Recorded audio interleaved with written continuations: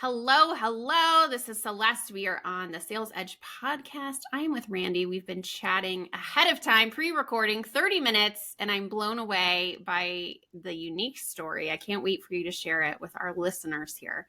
So give us the lowdown on who you are, what you're up to, and then we'll get into some questions.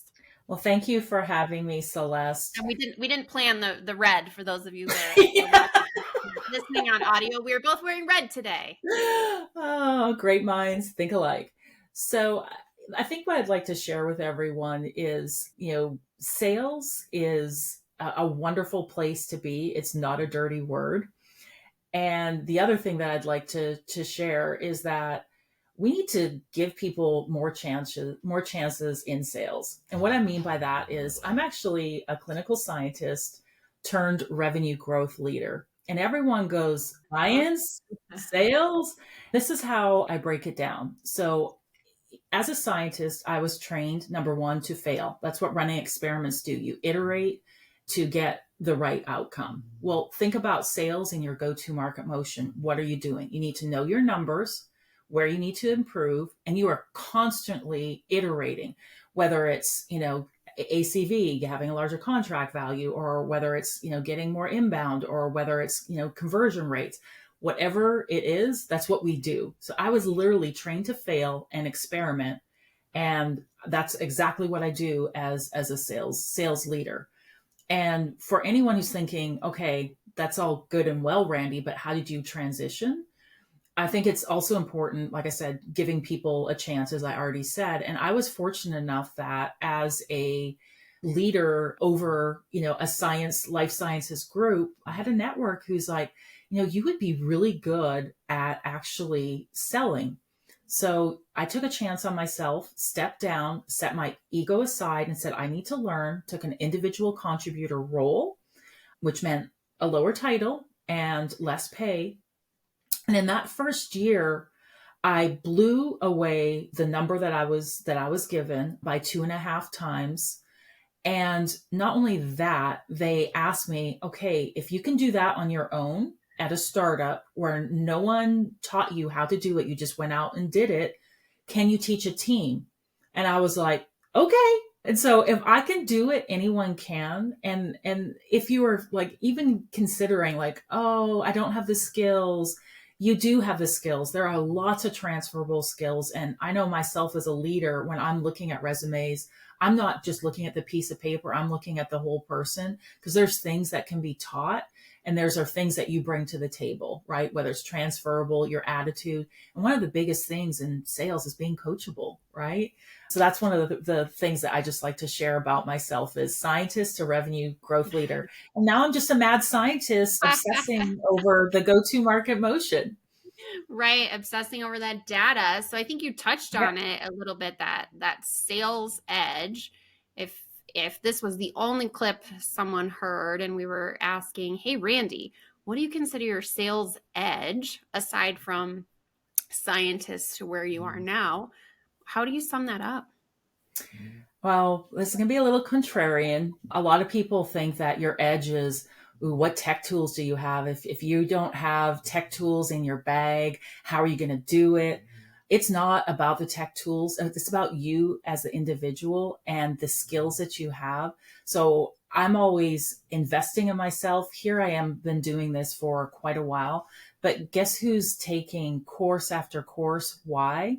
It's not just for the material, it's for the cohorts and the other perspectives, because I am the game changer in the conversation. If I can obsess about my customer, learn to really understand what their pain points are, talk like them, add value. Because remember, no one cares about what you sell, right? It's only if you're helping someone and someone wants to be seen, valued, heard in the conversation.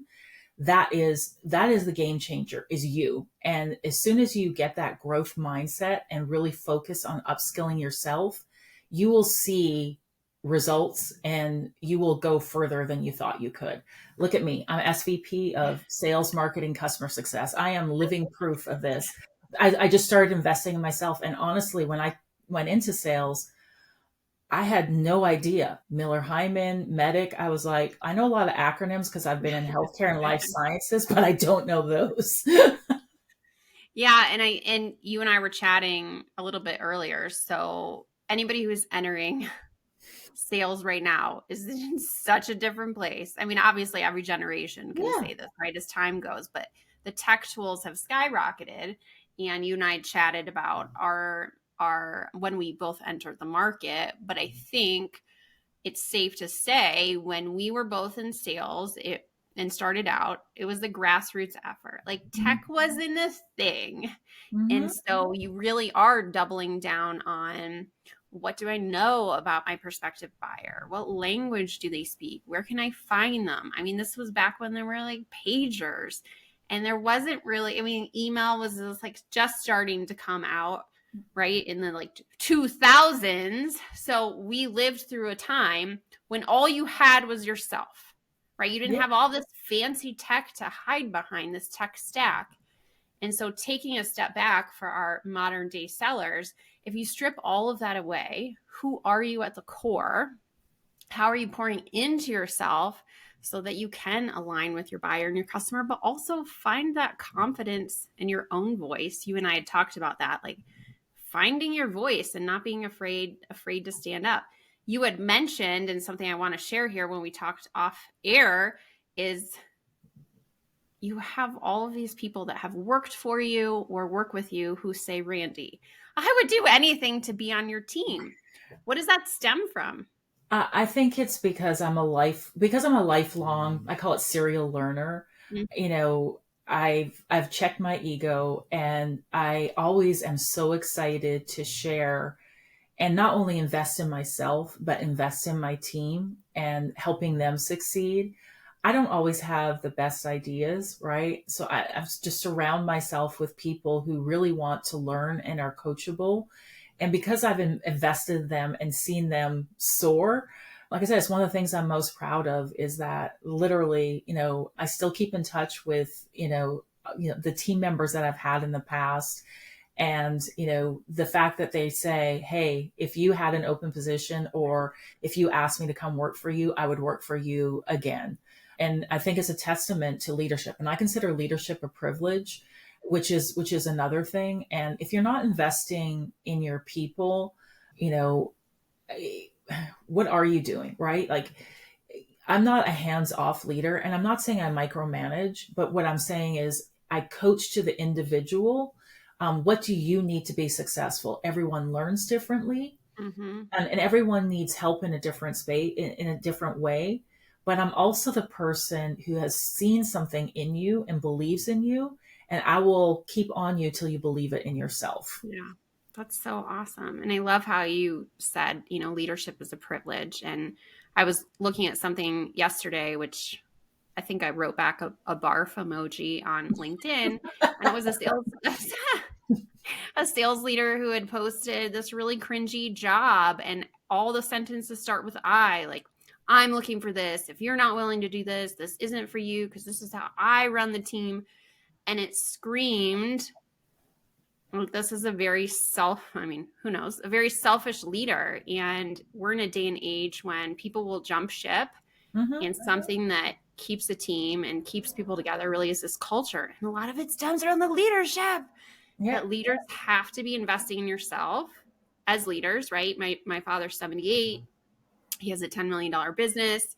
He constantly is like, Cece, I read this book and I was looking at this, and constant that, as you said, like just Yeah. that just consumer of knowledge and information, because then we have this opportunity to not hoard information. And I think part of my issue with leadership growing up through the ranks is they always felt threatened that like Mm. maybe someone was going to take their job or what, like who cares, right? Isn't the point that we're building people up so that they can go on, just like we were talking about parenting, and go out into this world, usurp us in a role, or go on to do great things? Like that is growth. And when it comes from a place of that like servant leadership, but you also have to be a little bit of that parent where you're moving people along because they don't Yes. know what they don't know. So I appreciate you sharing about pouring into yourself. You also mentioned that you're writing a book. Tell us a little bit about that new chapter, so to speak. Yeah. So I just want people, my give back is I want people to know, and it is geared more towards women just because that's my point of view, that you can do anything. So I'm the queen of transition, clinical scientist Mm-hmm. to, this individual contributor. I kind of spent a little bit of area in CX and before I got into actual sales and running sales, marketing, customer success.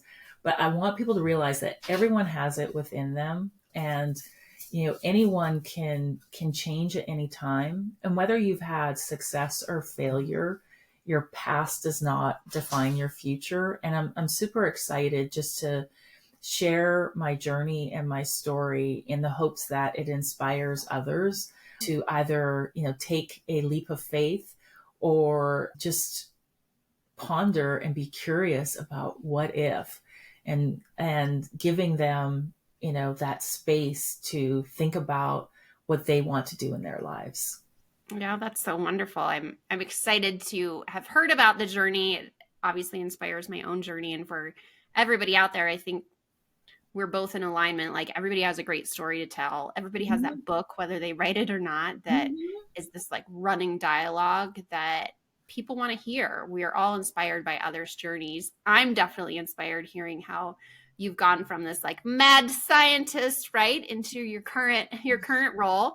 And we were connected on LinkedIn. You were referred to me as someone I had to meet, someone I had to chat with because of this unique crossover.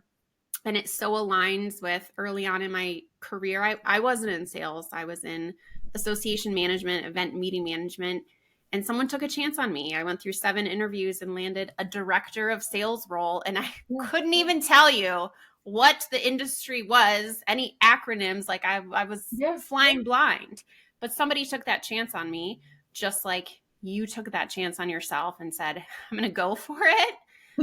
Because I have this innate skill set, and now sharing with other people that journey and saying, hey, you can do it too. It might be tough. You may fail forward, but it's your story to tell and your journey. So I so appreciate you sharing time with us. Individuals can find you on LinkedIn. You're putting out some amazing content. And I love that we were connected by Riley. He's the master connector on LinkedIn, isn't he? He is the evangelist of LinkedIn. We got to give Riley a shout out for sure. Yeah.